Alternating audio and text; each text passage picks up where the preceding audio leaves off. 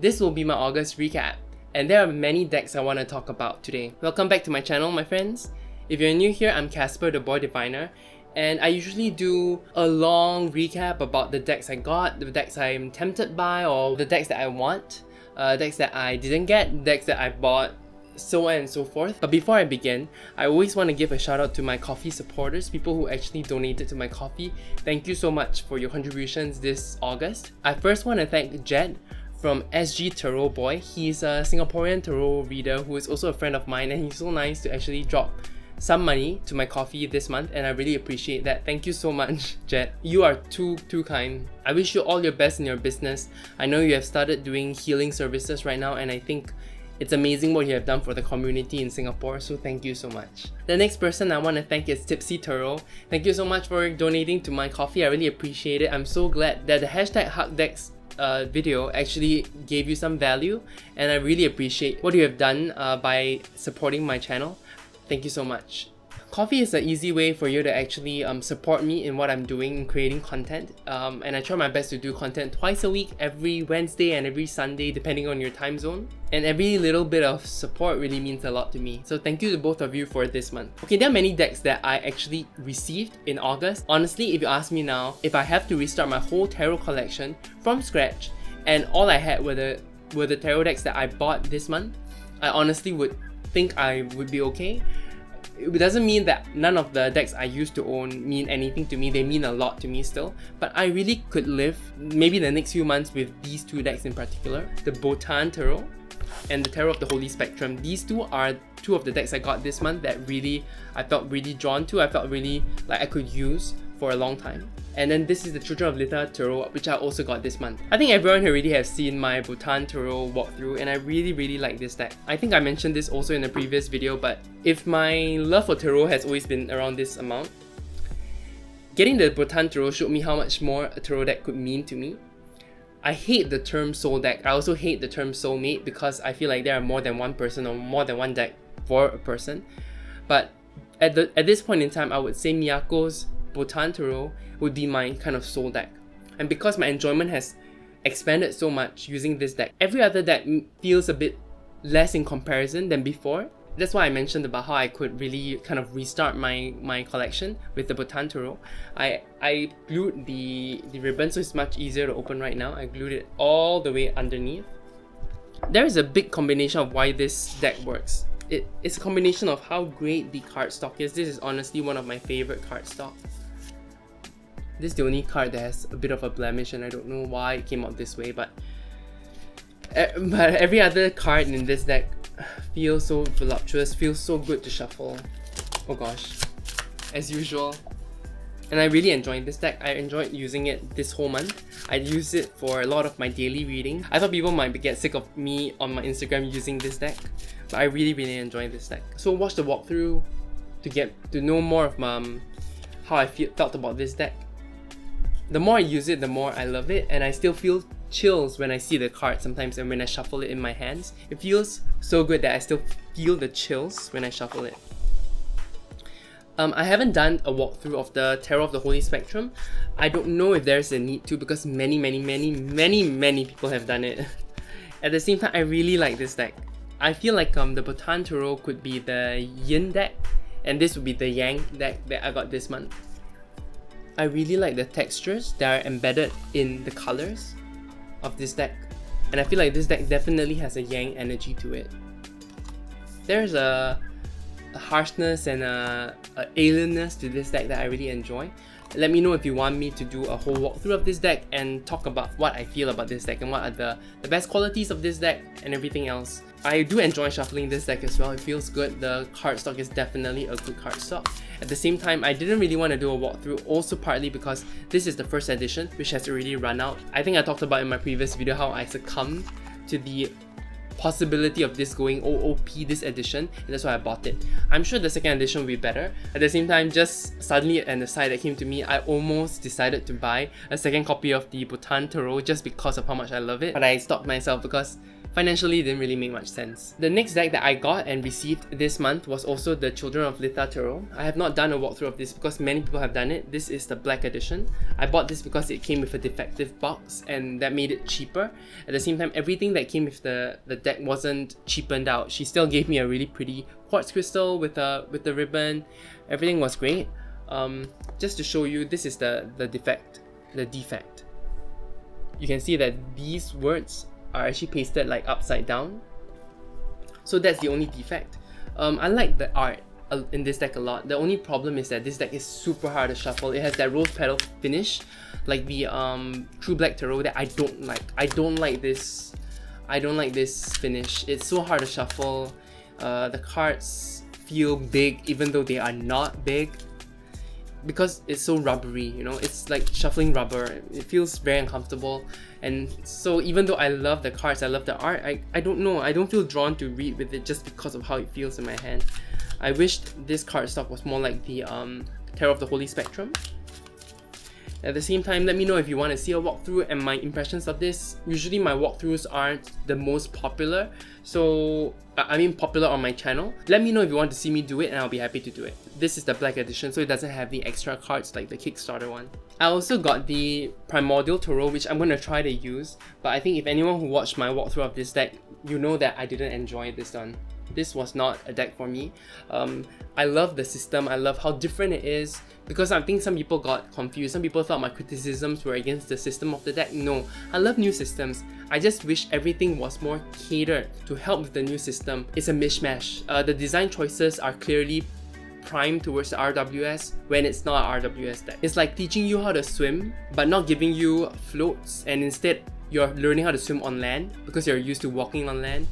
I don't know if that's a great analogy, but you know, you'll never be able to learn how to swim on land, you know, and throwing someone into the water immediately with no floats or anything, that is not the best way for you to learn how to swim. I wish they provided floats instead of giving us shoes to run on, to try to swim on land. That's what they did. They gave you shoes to learn how to swim. I also got 2 other decks, okay?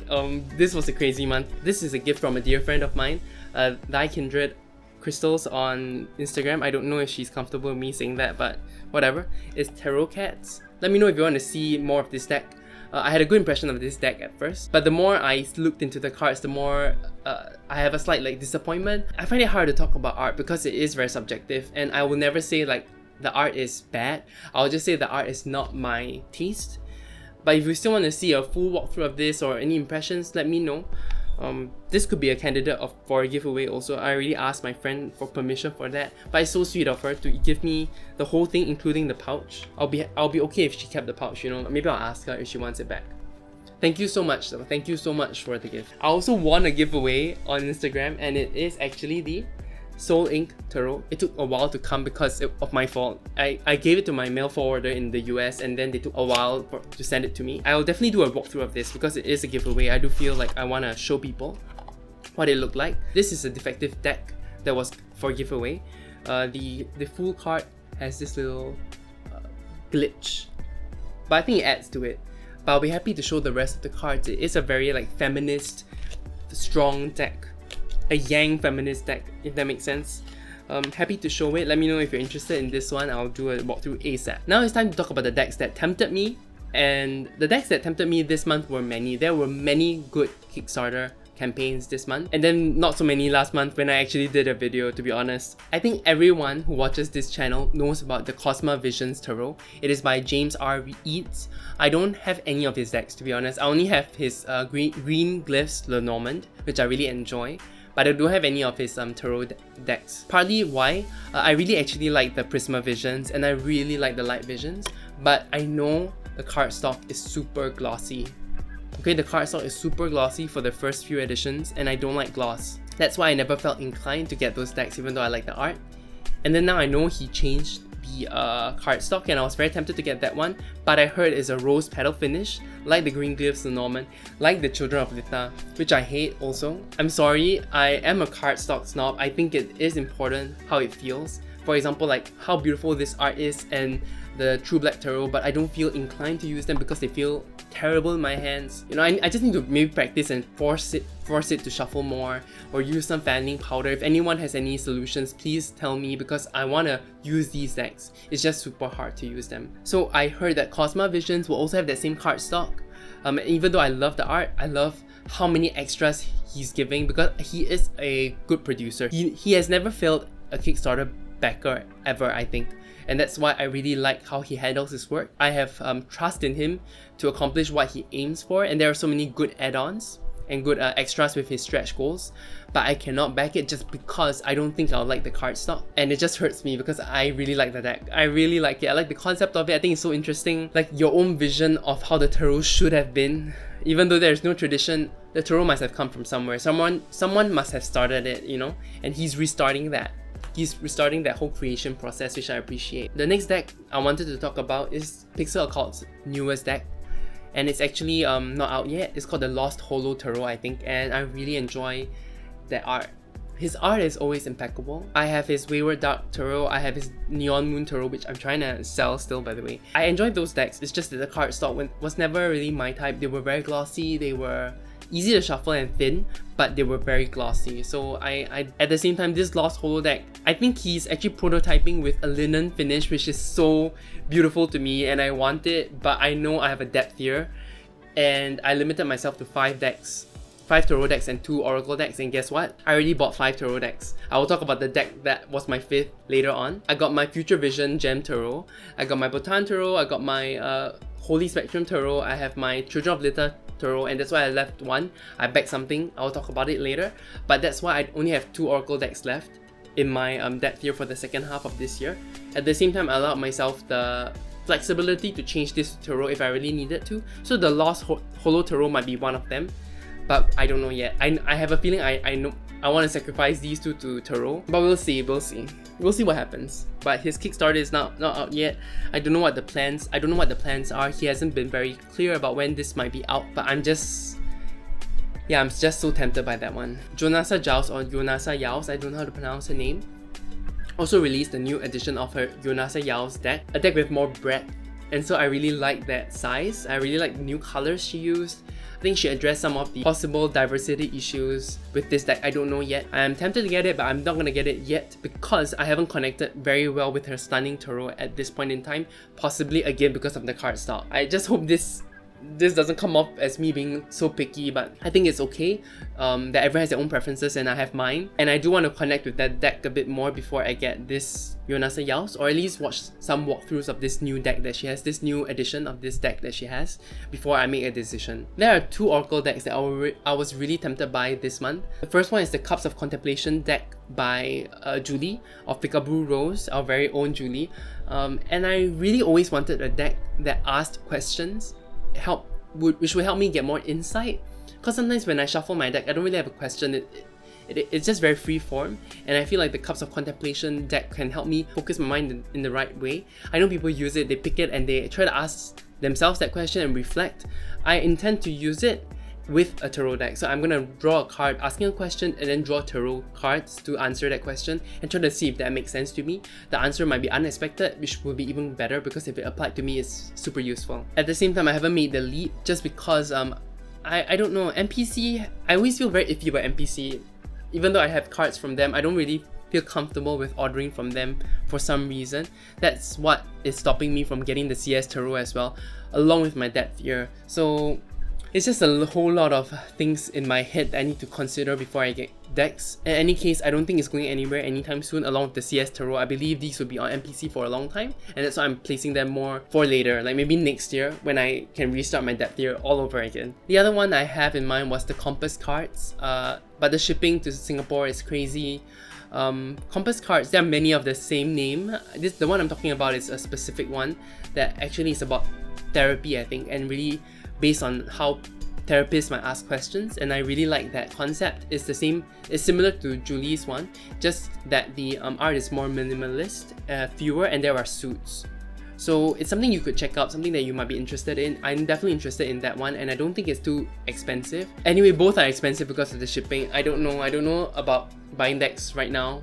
I don't know, I need to really think about it. But these are the two Oracle decks that I was thinking about. And my last report on my decks, the one that I actually bought this month is the Lubanko Tarot. This was something I was looking forward to last month, and I decided I'll just get it. Even if it's expensive, even if it's Kickstarter, even if I have to wait a long time, I'm gonna just get it because she finished the art. I feel safe. I feel like she's very engaging because I have asked her a few questions about the cardstock because I'm worried. I'm worried it'll be glossy, I'm worried it will be gross to use. But she told me she'll be using a smooth cardstock, so I'm pretty happy about that. Smooth is fine, just something vanilla. But if it could be something more like the Botan Tarot, you know, that would sell me completely. I have faith in her, and I'll just be backing that deck. I already backed the deck. And one last update, I trimmed my first tarot ever. I have never trimmed a tarot deck, and this is the first time I trimmed the deck, and it's an OOP deck. I was like, should I really do this? I felt like my Spolia Tarot really needed a new lease of life. I use it a lot for client readings, but it's always been very difficult to shuffle. So I finally decided that I would just go ahead, trim it down, and see how it works. And it works so well once it's trimmed. I even rounded it. I bought a $20 corner rounder, and I really like how it looks now. I really like how it looks.